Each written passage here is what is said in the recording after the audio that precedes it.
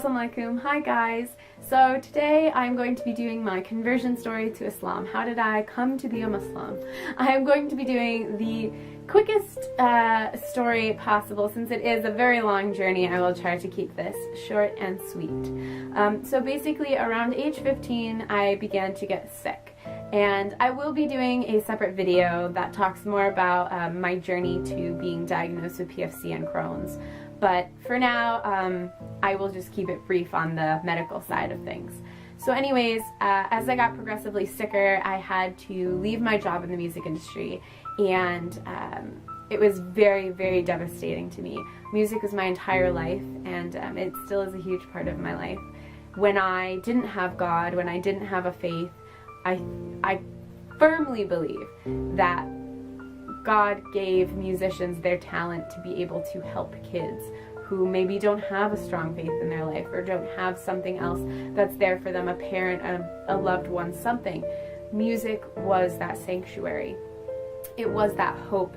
Those lyrics rang true to me. So ever since I was young, I knew I wanted to work in the music industry, and I worked my butt off to get to where I was. And I was doing some incredible tours, and I was having the time of my life, and I met incredible people, and one of which really stood by me during these tough times. We both had anxiety issues, and we would kind of help one another cope with our anxiety while we were on tour.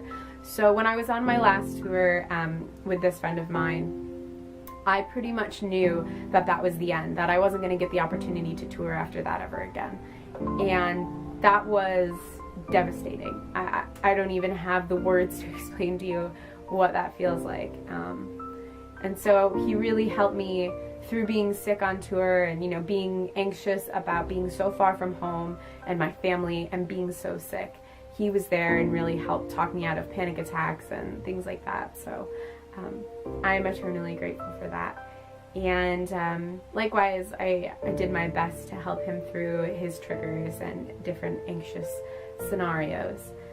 So moving forward, when I got back home, I started going to different doctors, and nobody could figure out what was going on with me. And during this time, my mom was an incredible support, but also my best friend, Kristen.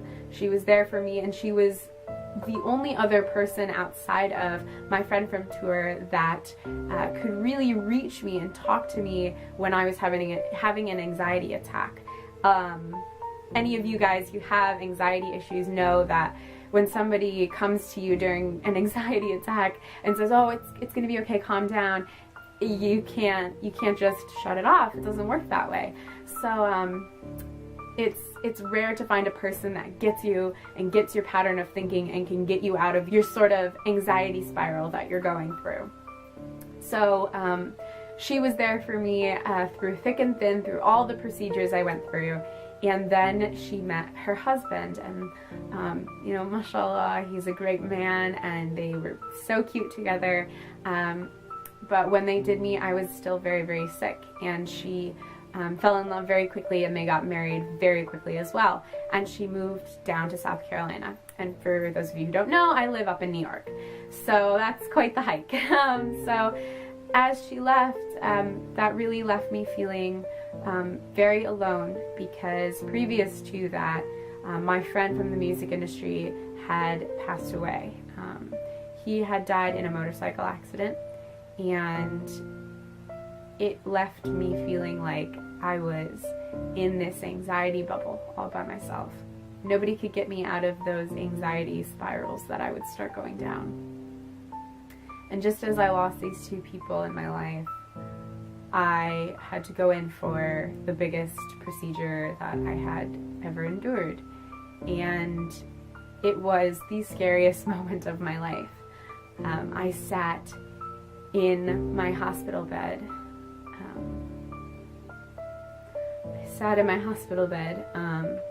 Excuse me for getting emotional about this. And I called his phone and listened to his voicemail. Because I half expected for him to pick up the phone, and obviously he never did. And at that moment in time I realized, Kendall, you're alone. you're alone in this, and not in a negative way. I know that I had family that loved me, but this life, you come into it alone and you will leave it alone. And something clicked in my mind, and I realized that I wasn't in control of this life. This wasn't me holding all the cards. That there was something more. And after I came out of surgery, if you guys have ever had surgery, you've ever been under MAC anesthesia, you know that you don't remember very much from the first maybe half hour of you coming out of anesthesia. I'm sure you guys have seen the funny videos here on YouTube of people talking and whatnot after getting anesthesia. And a couple weeks later, after my surgery, my father came to me and he said, "I think I should tell you what you told me when you came out of anesthesia." And I said, "What? Please don't let it be something embarrassing, or, you know, something he didn't know that I might have done when I was younger or something." But he said that when you woke up, the first thing you said was, "I saw him." And I say him because I don't wish to say my friend's name, although many of you may be able to put the pieces together on who he is. I do not want to draw any attention to him or his family. He is simply mentioned because he is such an innate part in this journey of mine. But my relationship with him, I would like to keep completely private and do not wish to gain any sort of acknowledgement for knowing him or anything like that. So just for those reasons, I will keep him nameless in this video. But I said to my dad I saw him. And I just kept talking about him. I said he was okay. And that this is really hard to film, I'm sorry guys.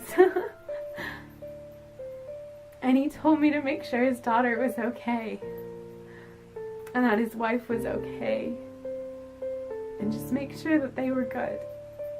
And that was really, really hard to hear coming back from my dad. And it really shook me, and it put me into a very emotional place. And I was sad and confused because I hadn't even gotten the chance to go to his funeral or his memorial because we lived on two different sides of the country. So things are still, even to this day, very raw because I haven't had that full mourning process. So anyways, as I was in that state of mind, I came across a line from the Quran that said, "Allah does not burden one with more than they can bear." And that line kind of came at me like a ton of bricks, and I said, wait a second, maybe I've been looking at this all wrong. Maybe I'm given this life because I'm strong enough to live it, because I can do this, and that there's going to be a life after Crohn's, and a life after PFC, and all these tests and surgeries and doctors and pain, that it will one day stop. And I started to believe, the more I read from the Quran, that God is not going to just endlessly torture me. He didn't put me here on earth to be in pain. He put me here as a test, to test my character of who I am and how I'm going to deal with these situations that I'm put into. So I took my Shahada about a month after I had that experience, because Islam rang so true to me. It was a no-brainer almost. Coming from a Roman Catholic family, my parents were glad that I had accepted God into my life, since previous to this whole experience I had rejected the Catholic background that I'd been brought up on, and was a Live Satanist, which, before you guys freak out, has nothing to do with Satan. I believed in nothing, basically, in short. So they were happy that I found God, and that God was now a part of my life. But it was hard for my grandparents to accept, and I think the only person in my life that really accepted it was my dad. He was really embracing of it, as was Kristen. After all this happened, Kristen and I did reconnect, and we were able to mend some of the fences that we had broke just in the process of trying to grow our relationship from best friends to now her, having a husband who is her best friend and partner in life. you know, we had to find where our friendship now lied and how we fit into the bigger equation. So alhamdulillah, Kristen and I are just the best of friends. It's been an emotional journey to get to Islam, and if you asked me 2 years ago if I would think that I would be here making this video for you guys, I would have said that you were crazy. But alhamdulillah, I am grateful for having Crohn's. I am grateful for losing someone I loved, in the sense that it made me grow as an individual and become the adult that I am today, and it brought me to God. And I realized that there wasn't anything you could have done to get me to believe in God or a higher power or any sort of religion unless you had broken me down that far, until you stripped me of my job, of one of my best friends, of my tour family, and of my health. Until all of that was stripped away, I couldn't have seen this. So, alhamdulillah, I am so grateful to be a Muslim, and I am so grateful to be here today to share this with you guys. And I'm sorry that I got so emotional telling this story. I don't usually tell my story. I usually kind of just say, you know, I was Catholic and now I'm Muslim. But that's how it happened.